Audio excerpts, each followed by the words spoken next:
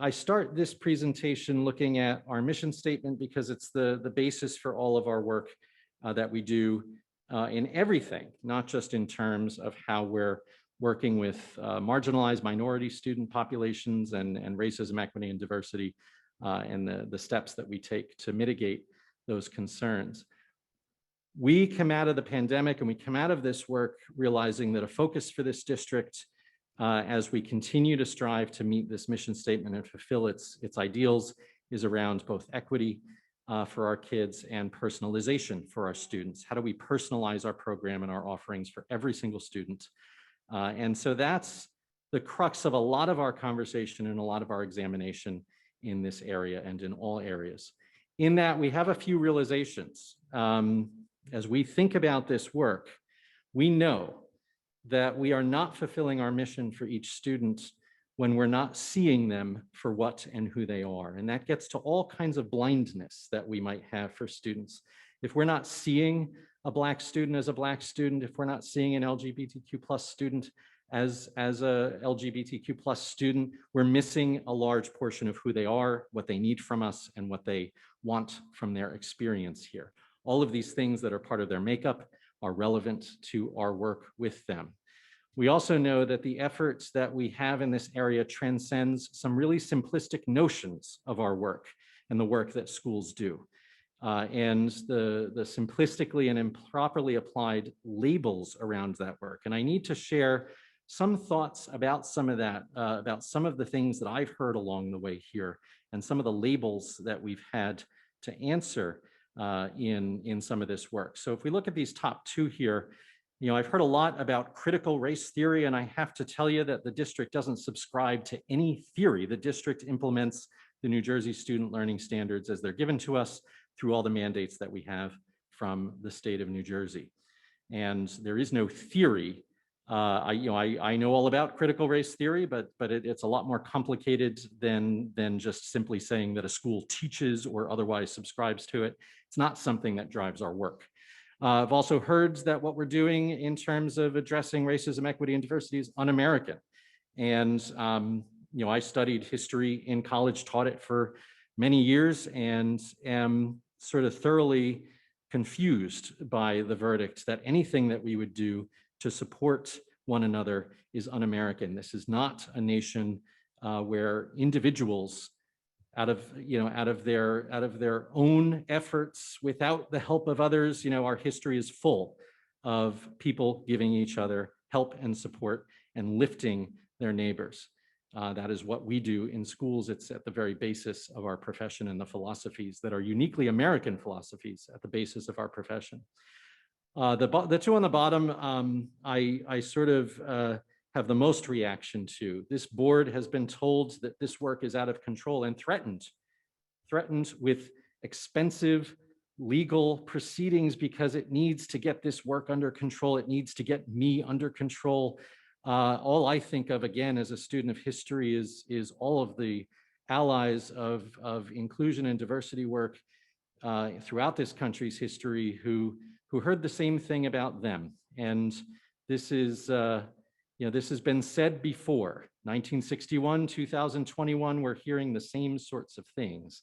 And perhaps the most troubling one is, some of the folks who have complained here and elsewhere have also called this work Marxist. And again, as a student of history, I consider all sorts of things in response to that label. Again, it kind of links up with un-American, but one of the things that I have to share is that we have heard and will likely continue to hear people quote Martin Luther King in criticism of this work that we do for our kids. And all I hear is, again, the historical truth that Martin Luther King himself couldn't take a step in any of the work that he did without being called a Marxist or a communist by the folks who were critical of those efforts. So these labels are sharp, they are sometimes clever, but they do not describe our work. Our work is driven by our mission and the needs that our kids have here in this district. We are also very concerned about this notion that anything that we do for any group of our students means that we can't do for others. When we address the needs of our students who are in need, who are in pain, who are wounded, who need us, that doesn't detract in any way from what we're able to do for others. This is not a zero-sum game. This is the fulfillment of our mission for all kids, each and every one of them. It's not just our mission that we meet, we also meet state mandates in this work. Under the law, we are obligated to celebrate the contributions of all kinds of people, people of color, people with disabilities, LGBTQ+, all people are specifically mentioned in law as topics for our classes and our courses to celebrate contributions and diversity. We must, under the law, work to close gaps in achievement, and those gaps express themselves across all different kinds of demographics for our students, including race and ethnicity, and we're obligated by law to close those gaps when we find them. And this is my favorite phrase out of the law. It comes out of the Holocaust Commission mandate. I quote it here not only because I think that its language is fairly beautiful, but I also feel that it summarizes the notion that our job is not just about teaching English, teaching history, teaching math. We are also called by law to emphasize the personal responsibility that each citizen bears to fight racism and hatred whenever and wherever it happens. Lastly, and most recently, in October of 2020, the state government issued the anti-bias for the next generation, anti-bias vision for the next generation report. This was a product of the Youth Bias Task Force. That report, through Executive Order 188, requires schools to implement all of the recommendations in that report. And the first two recommendations are for comprehensive bias training for all school staff and comprehensive bias training for all students in public schools in New Jersey. That's recommendation 1 and 2 out of a list of about 24 recommendations in that report. A quick note about the bias training that we've had. I am fairly, and not fairly, I am certain that our training did not call anyone a racist or call anyone a white supremacist. I stand by that statement and am certain that that did not happen. I do certainly recognize that our training did not meet everybody where they are.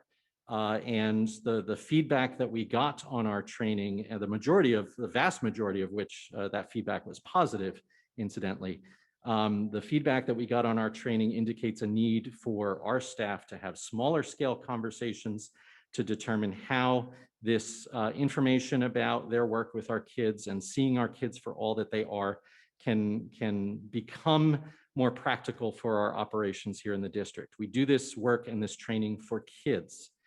And in that, I ask us all to let's think about our kids for a moment here. And the rest of my update here is some data that you on the board, folks, you've seen before, you've seen me present in public before, but there's some new information here as well, with information on the steps that we've taken and the recommendations that I have for our continued work. This is a snapshot of our demographics as of today. And I want to point out a very important fact about this demographic snapshot. When you ask folks, tell me about Central, they don't see it this way. They don't see that nearly 1 in 4 of our students is a person of color. That's not how Central is seen. And whenever I tell that to folks, it's a little bit surprising to them because they believe that we're 80, 90 something percent white. 1 in 4 of our students is a person of color. From the time that I arrived, when our Latinx population was 9%, to now that population has risen to 13% of our student body. Nearly 1 in 4 of our students is a person of color. Now, an invitation to reflect on that point. As adults who serve children, knowing, hearing that conversations about bias and prejudice and racism are difficult, knowing that going through those conversations is not easy, I ask us to think about whether or not the discomfort of an adult struggling with these topics in their work with kids is more important than the discomfort of 1 in 4 of our students as they walk our halls every day, as they deal with bias every day, as they deal with all of the things that we are working to help them with every day. That's what I ask us to reflect on here as we recall our mission here for kids. Achievement and opportunity gaps deserve some attention here in our conversation tonight. And so some of these data, again, you've seen, some of them are new.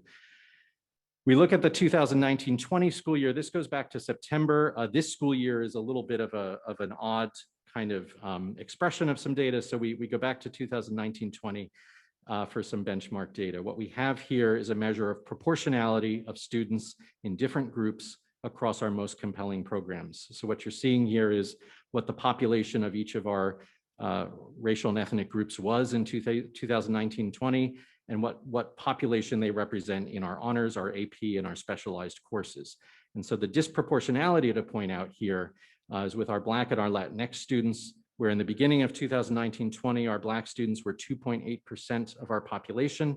They were only 1.9% of our honors population, 2% of our AP, and 2.7% of our specialized program population. Those specialized programs, by the way, when they were developed in some ways specifically to capture more and diverse and different kinds of students. So it's not surprising to me that in that column, those two are the most closely aligned to the proportion.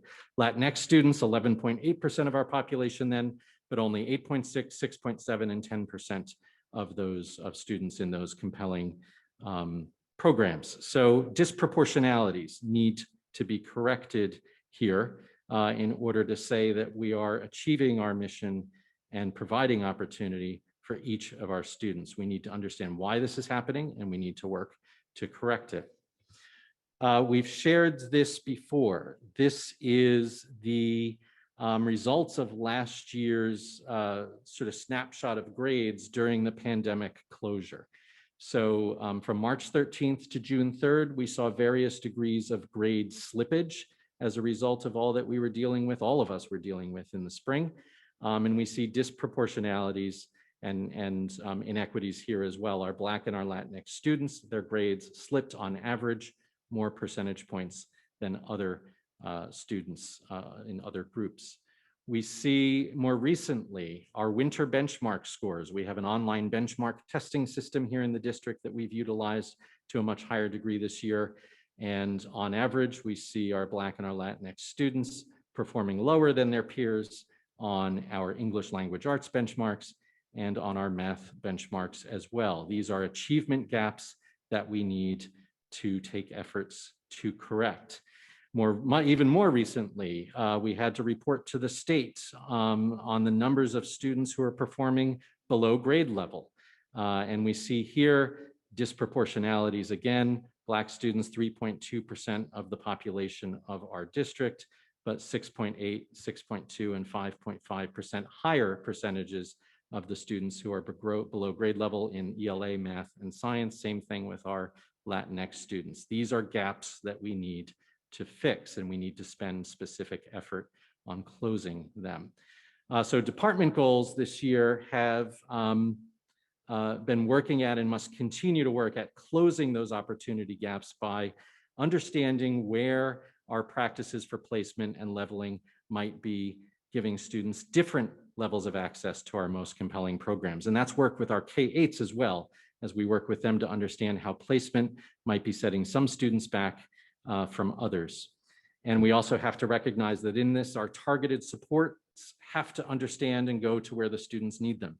So where we have students who aren't performing well and we need to offer tutoring and other activities to help close those gaps, we have to listen to our data and understand and find where those students are. Counseling supports as well. We look at how our counselors have been working with our students, and we find some disproportionalities there as well that the counseling department is working to close, working mightily to close. Counseling has always been at the forefront of our work on student wellness and student opportunity, and we appreciate that work greatly. As we look at counselor engagements, and this is a measurement of how individual grade level counselors are engaged with the kids in their caseload. This year we've been, actually began last year, we've been coding counselor visits with students, counselor engagements with students, and we see some gaps that we can now work to address. And the most significant gap here is with our Latinx students. While they are 13% of the population, they have only been receiving 6.6% of college and career visits.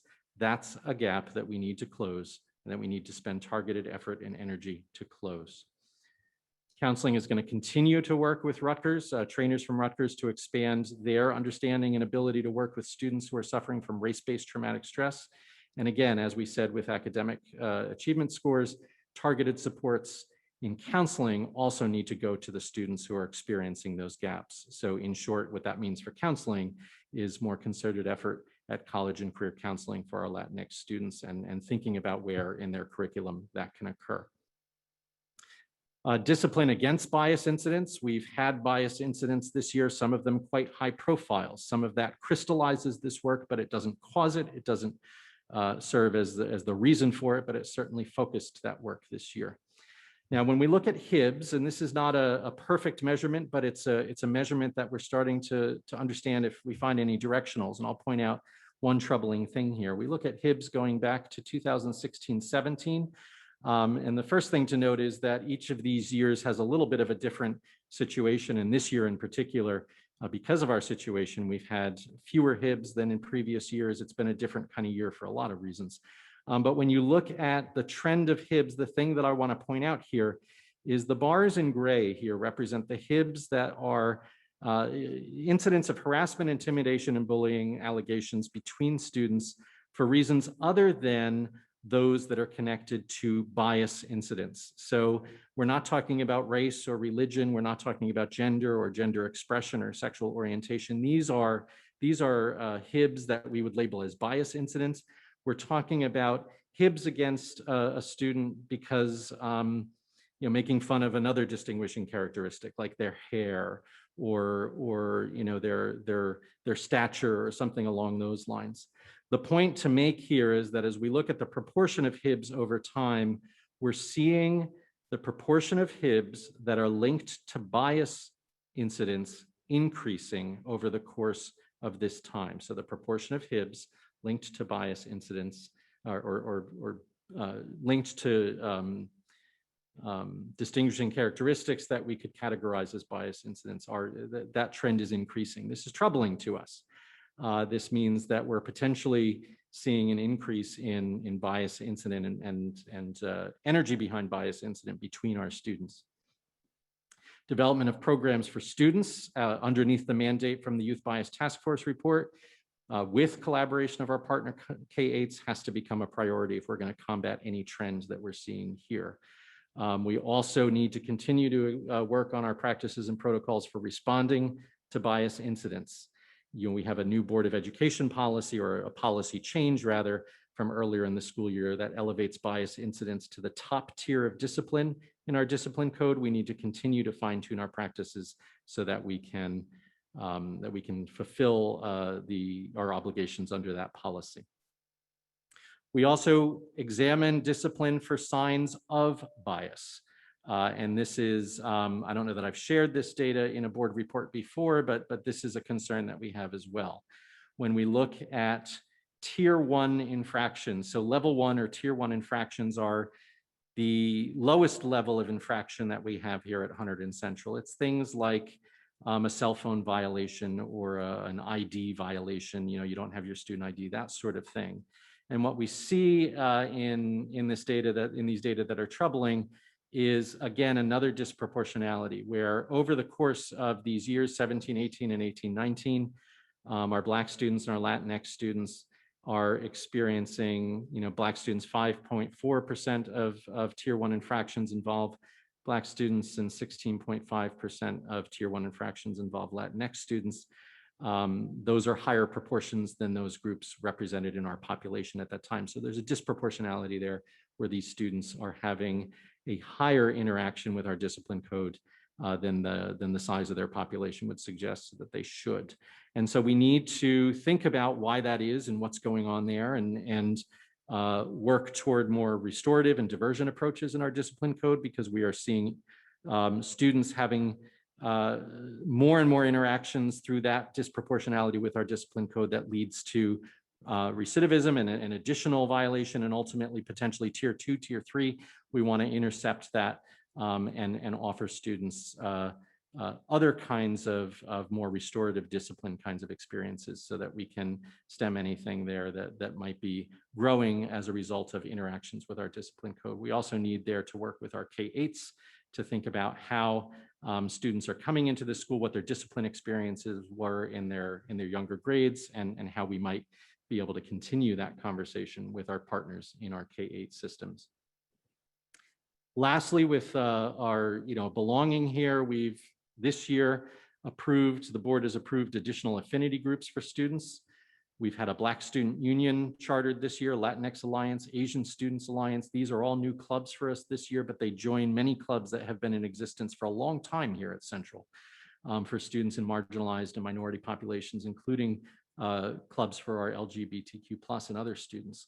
So we now have more affinity groups for our students with the goals of ensuring that they have safe places to offer feedback to us, to help find community, and also that they can work within their groups and also with other groups to help us celebrate diversity across our campus. So summary of the recommendations and of the work that we need to do, I believe, moving forward here from all of those previous slides. We have to close these opportunity gaps that I've identified in our most compelling programs and opportunities. Who gets to take what here?